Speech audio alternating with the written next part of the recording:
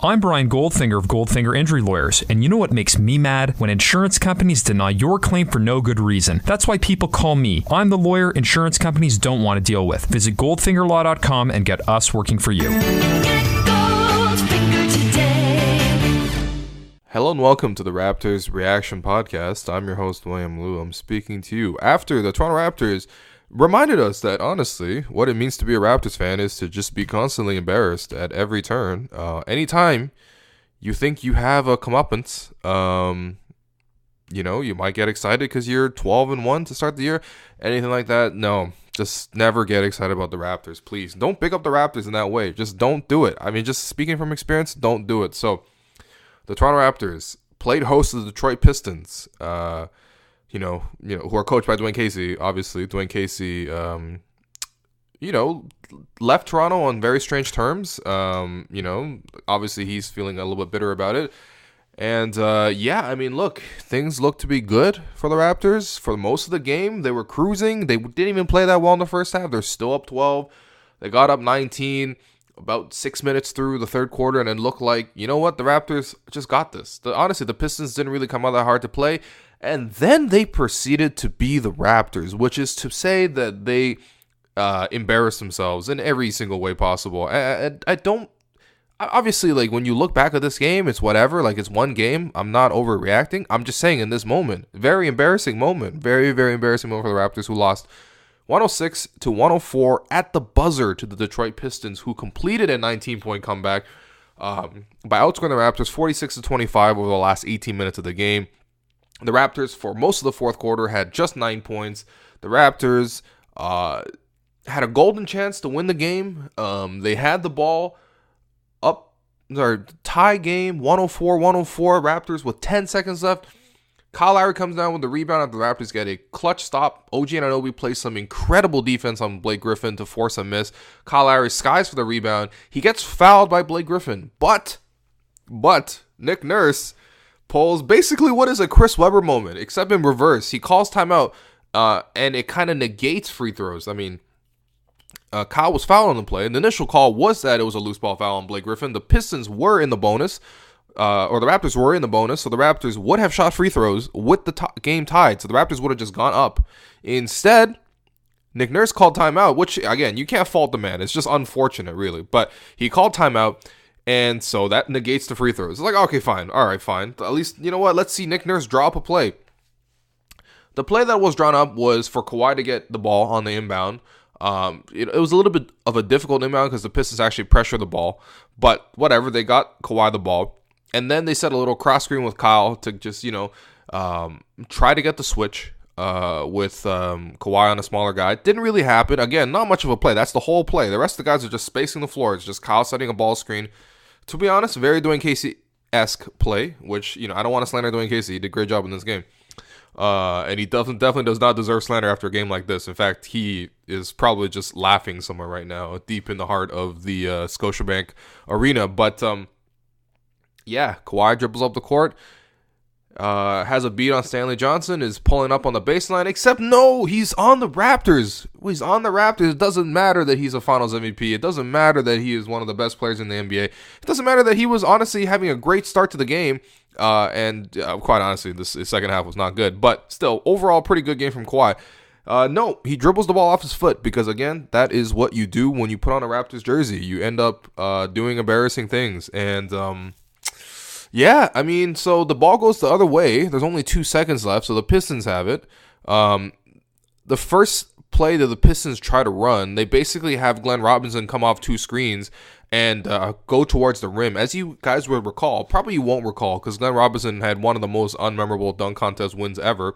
But this is this former slam dunk champion, so he's got some athleticism. And he beats the Raptors. The Raptors are caught, right?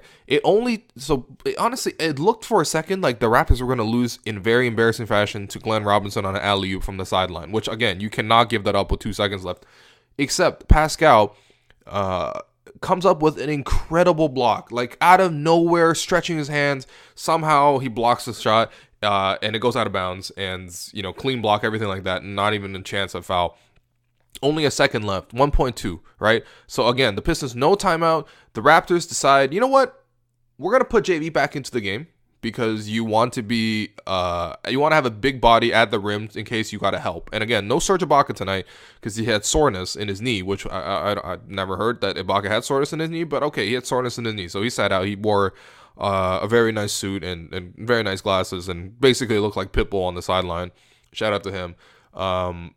So no Ibaka. Normally, I guess you would have Ibaka in that situation, but no. Okay, you have JV in that situation. Okay, no problem. And the Pistons, again, no timeout. They're under the basket. I think they managed to sub in Jose Calderon, who was a trigger man. I think he threw the same pass with 2 seconds left. But regardless, the Raptors then, again, embarrass themselves because Reggie Bullock ends up sneaking free off a series of screens. Again, there's a big, scramble, whatever. And he catches the pass clean right under the basket. I mean, right under the basket, which again is just a cardinal sin. Like, what are you doing? Like, no, I guess no one was really guarding the inbounder. And JV kind of recognizes the switch a little bit late, and Bullock gets the shot off over JV, scores it at the buzzer, and the Pistons win. And they complete the comeback. The Pistons are mobbing Dwane Casey. Dwane Casey is jumping up and down out of joy. Then he ends up leaving through the opposite tunnel. I mean, Dwane Casey clearly knows where the tunnel is to the locker room, but, he took the opposite tunnel. Why? So he wouldn't have to confront Nick Nurse, who I think in this case got thoroughly dunked on because, again, the Chris Webber timeout moment, basically.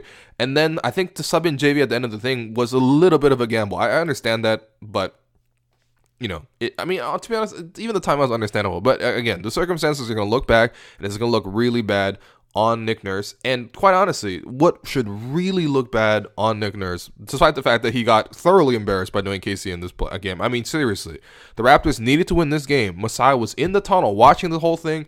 It's all set up. The Raptors were whooping the Pistons, and then they collapsed. And again, why did that collapse happen? Well, part of it was because the Raptors basically just ran a series of isolation plays down the stretch. They did not have an offense.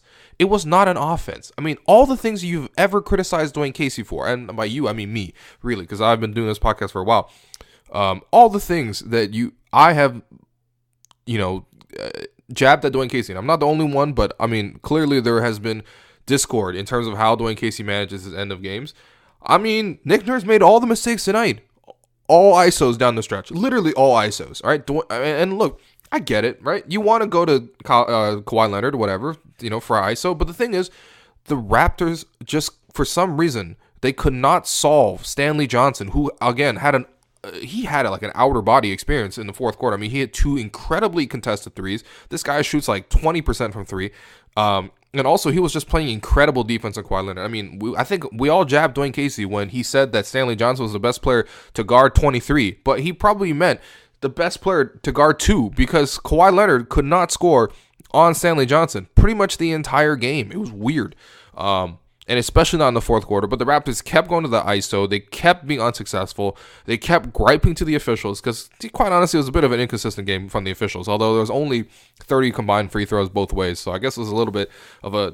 I don't know. Both teams were kind of frustrated. But regardless, it was just an ugly performance for the Raptors. Nobody could step up. Kyle Lowry could not score when it really mattered. I mean, he had a layup going through the lane, but... honestly, for most of the fourth quarter, he really couldn't get a shot off. He looked kind of hobbled, to be honest. I mean, just to make matters worse, Kyle Lowry looked a bit hobbled. All right, that's not great. Danny Green picks up lower back soreness because he gets caught on an Andre Drummond screen and completely falls over and immediately exits the game. We'll see about that. By the way, the Raptors are already down CJ Miles. They're already down Norman Powell. I think CJ's going to miss at least a week, and Norm's out, extended period. So the Raptors are in trouble, and, who knows if Danny Green is going to be fine for the next game, but the fact that they ruled him out so quickly is not good. And yeah, I mean, the Raptors have a 4-game road trip over the span of 6 days coming up. That's not good. You don't want to do that with your rotation the way it is. And if you really want to break this thing down, one of the issues the Raptors had, I mean, look, the Raptors, again, wouldn't be in this position, really, to blow a 19-point lead because this lead should have been like 29. It could have been 39, honestly. The Raptors could just hit some goddamn threes. The Raptors, 4 of 20 today, shout out A, but, seriously, 4 of 20 from 3, right? Last game, they were 13 of 45, so now they are a combined 17 for 65 for this week on threes. And so the Pelicans game, I'm not sure. I think they would have lost that game regardless, even though they hit a regular amount of threes. Tonight, they definitely would have won the game if they didn't just shoot 44 of 20 from three. I mean, the only clutch three they got tonight was from Pascal Siakam. Pascal Siakam hit more threes than Kawhi Leonard. Like, that's the kind of performance we got tonight. And part of that is on Danny Green, obviously exited the game. Part of that is OG Anunoby just couldn't hit open threes for some reason. I mean, he was basically Stanley Johnson in this game with 7 points on 3 of 12 shooting. Meanwhile, Stanley Johnson was OG Anunoby with clutch defense. Fred wasn't able to shoot threes. DeLon was ice cold. I mean, like, it was just, it's a concern. You know what I mean? Like, and this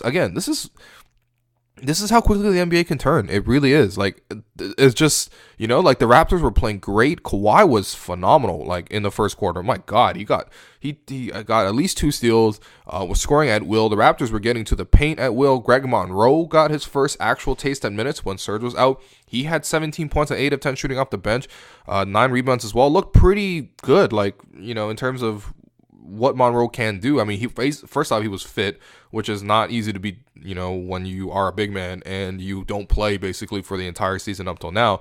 But Monroe was effective and he did what he did. And the Raptors were doing well, but then it flipped and the Raptors had no answers. They had very much no composure. They had no bench production outside of Monroe and I guess Anunoby's defense. Although, honestly, I mean, 3 of 12 is an ugly performance. Van Vliet continues to dribble the air out of the ball, minus 16 tonight in 23 minutes. It was horrendous from him. DeLon Wright, completely ineffectual. 14 minutes, 0 for 4 shooting from the field, 0 points. I mean, he is not nearly the same player he was last year.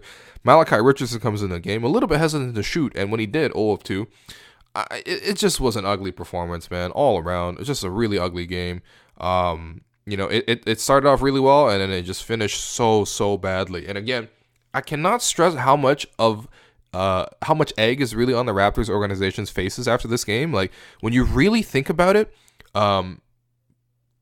basically to dismiss Dwane Casey because you want a better in-game manager, and then for the first matchup to end like this, where your in-game manager can't manage a 19-point lead in the third quarter, when you have Kawhi Leonard in your lineup, is just...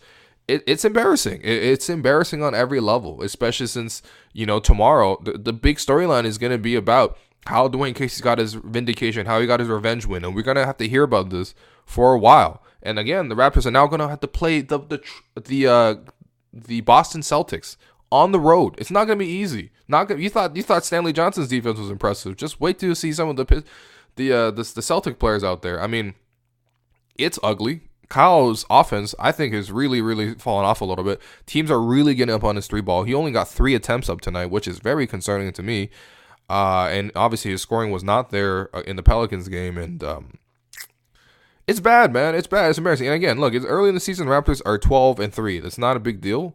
But it is a big deal. This specific game was a big deal. The Raptors kind of needed to win this game. There's a lot of pressure riding on this game. There's a lot of media at this game, too. And the Raptors... it's just embarrassing, honestly. Like, if you watch Raptors basketball in a long time, for a while, you just basically come to expect that, look, in the back of your mind, the other shoe's going to drop. That's it. It is what it is. It is what it is, man. Like, the shoe's going to drop, and this was not a good performance. I don't feel like handing out 3 stars, but, I mean, I guess you can give Pascal the first star again. 17 points, 7 rebounds. 8 of 12 shooting, a 3 that was hit in the fourth quarter. That's, pretty good performance from Pascal, I would say. Could not guard Blake Griffin, but honestly, Blake Griffin getting 30 points on 13 of 22 shooting, I kind of will take it. The only issue I have is that the Raptors lost him so often for 3, but, for Blake to only have 2 free throws as well, I count that as a good performance by Pascal. In terms of your second star, I'm going to give it to Monroe. 17 points off the bench. And... That's it. I'm not giving out a 3rd star. Not for this garbage-ass performance. And then, in terms of your Gerald Henderson award, I'm going to give that to... I don't know. Stanley Johnson. Yeah, sorry. What am I saying? Of course, Stanley Johnson, man. Stanley Johnson, 12 points off the bench, 22 minutes. Incredible defense against Kawhi Leonard. It's just incredible. Lockdown stuff against Kawhi. It's like as if Kawhi was playing against Kawhi. Like that was how good Stanley Johnson was. And I can't stress enough how much Stanley Johnson has not really performed up to expectations over his first 4 seasons. But tonight, he was incredible. And the Raptors, man, embarrassing. So it is what it is. The Raptors play again on Friday against the Celtics. Yeah, I'll be back to recap that one. In the meantime, enjoy this feeling of misery. Really. Just let it soak in, you know? You just got to get used to it. If you're a new Raptors fan, just like take this feeling and just remember it very, very vividly anytime you get too excited. Because, again, I swear to God, this is just it within the Raptors DNA. It just really is. I can't really explain it otherwise. But, yeah, until Friday.